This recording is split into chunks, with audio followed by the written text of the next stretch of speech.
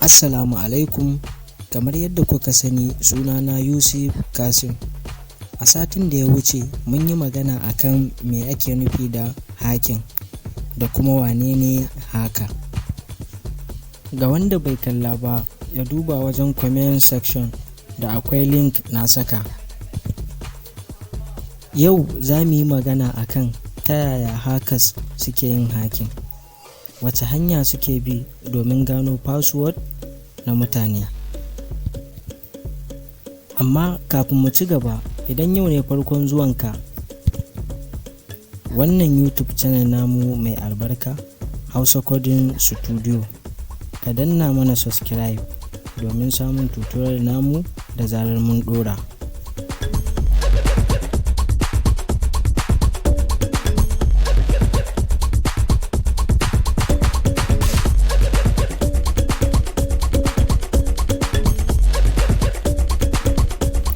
Haka ba zai iya hakin ɗin kwamfuta, network ko kuma ɗaya daga cikin social network ba, sai dai in har ya san password na target, wato wanda yake so ya yi wa hakin.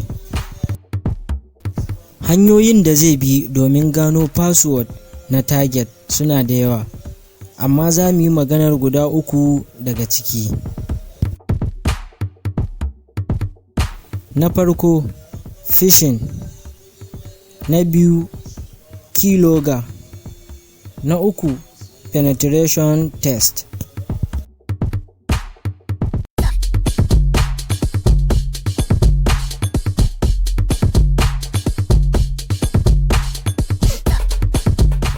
Hanya ce da yau mafi yawancin hackers ke yin amfani da ita domin gano password na mutane, kamar password na Facebook, Instagram, Twitter da sauransu, ta hanyar ƙirƙirar website ko kuma web page na ƙarya wanda za su baka damar saka password naka.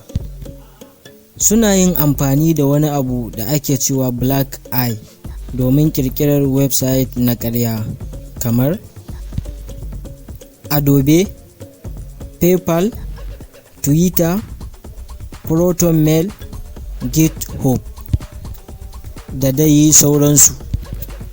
Mafi yawancin website ɗin an tsara su sun tsaru, ba za ka gane cewar na ƙarya ba ne.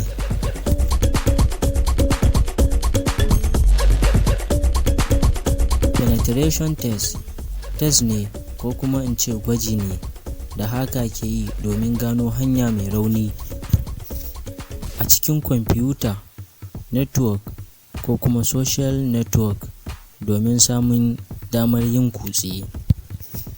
Penetration test mafi yawanci an fi yin sa ne ga kwamfuta ko kuma network.